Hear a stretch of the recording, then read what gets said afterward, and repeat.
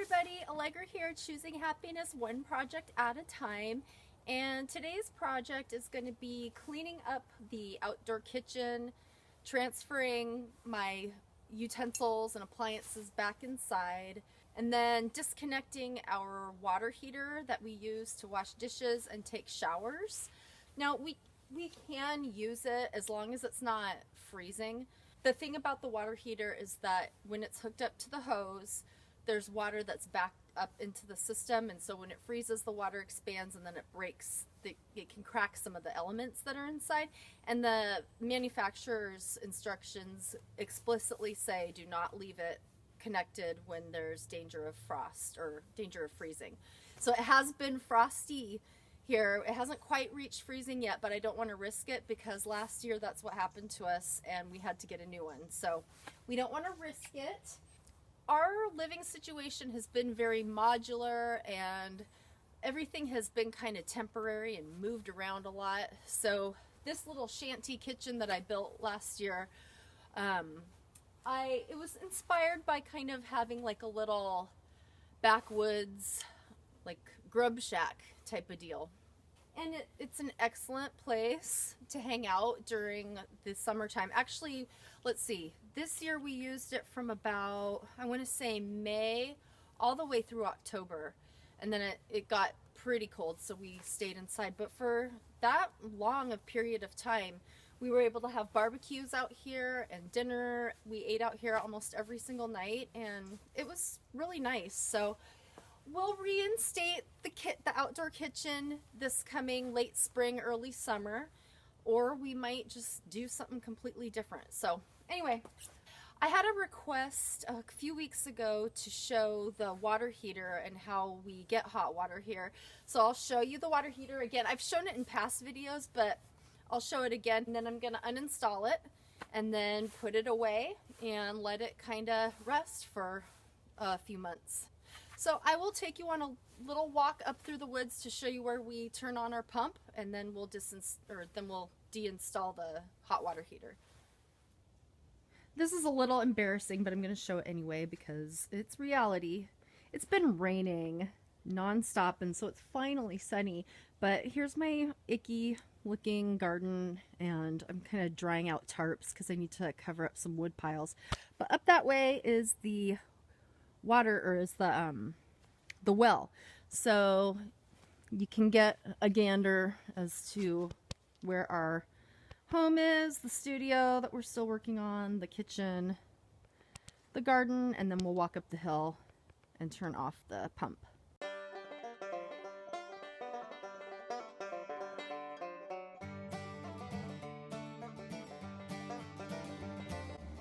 This is our pump house, and the well is right here, and it actually doesn't go down very far. I think it only goes down about 30 feet or so, but the water here tastes like diamonds. It's amazingly good.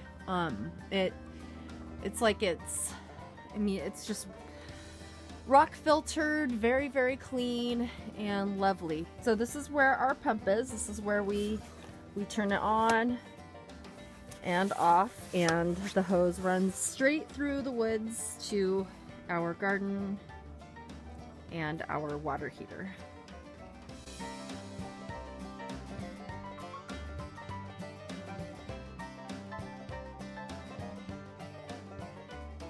Well, now you have an idea about how far our pump is to turn the water on and off. It's not that far, but it is kind of a walk, and it can be kind of a pain. You know, at night, if you're like, oh, I left the pump on, we have to go up there and shut it off.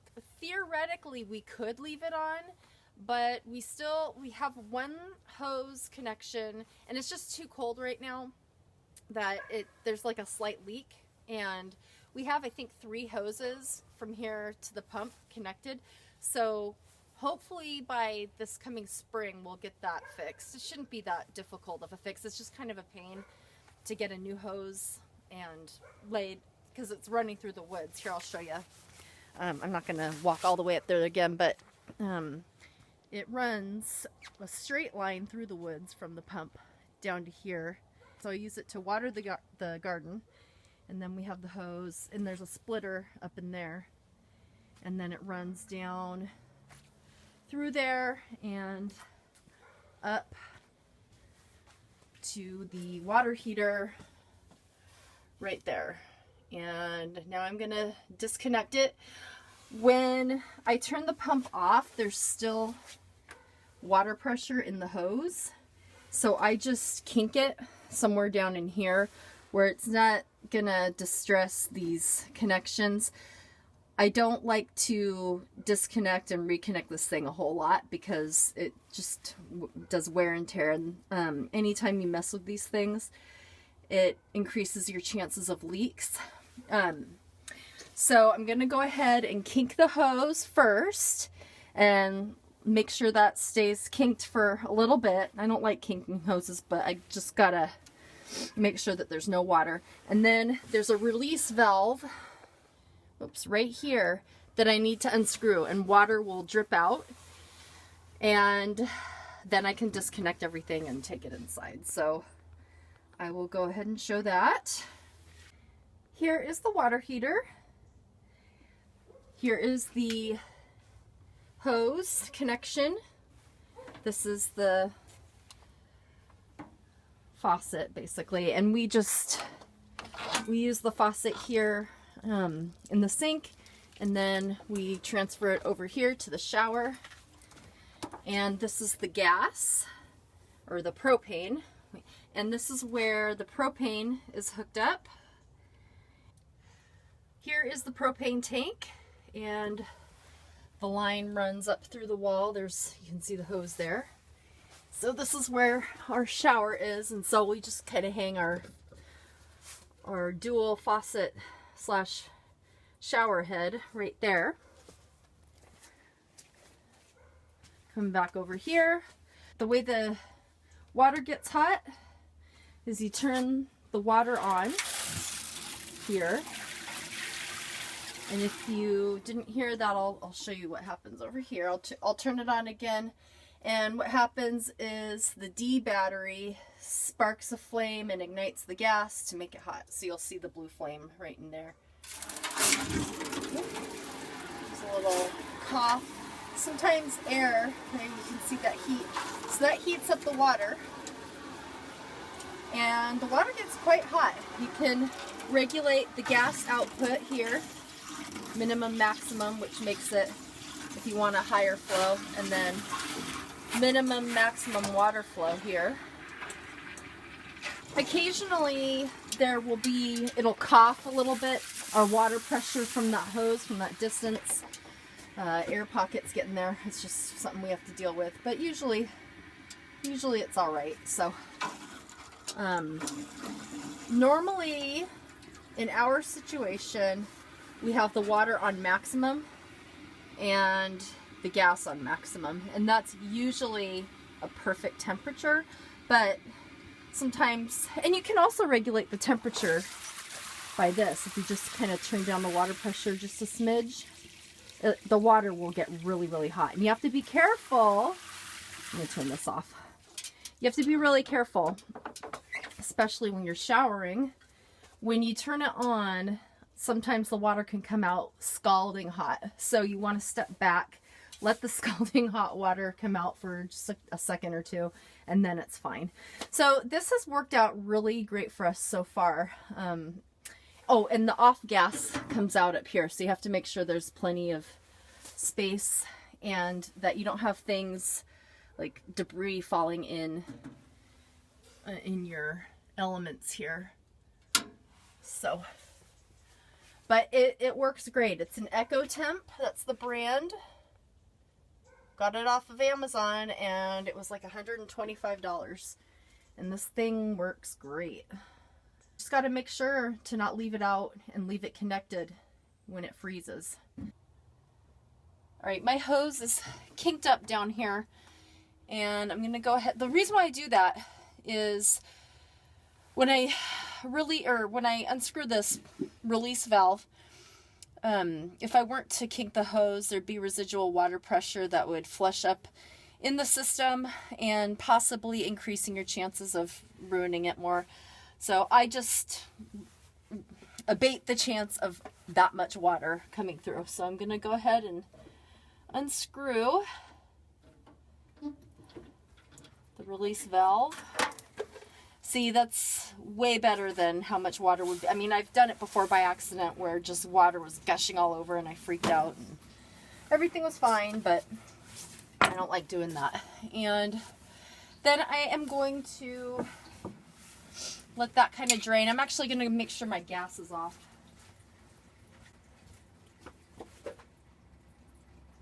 I mean, propane. I don't know. Whatever. Propane. Uh-oh. See? That's what happens. I unkinked the hose, dang it. Alright.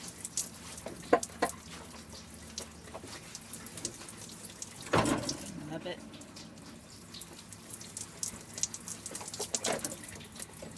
Keep that dang thing kinked up. Alright. That's fine.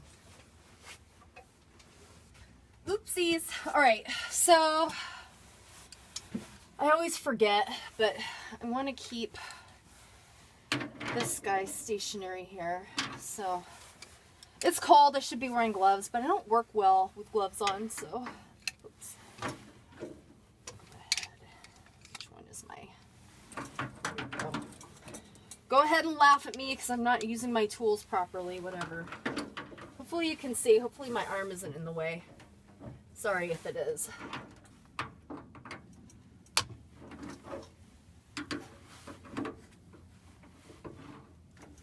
I think I can do this with my hand now.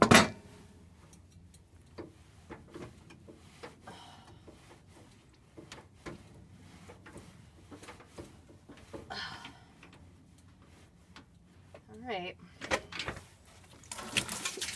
Jeez. Here's my hose. Okay. I'm just going to keep the faucet attached because to me there's no sense in screwing and unscrewing over and over again. And then I'm going to do my gas.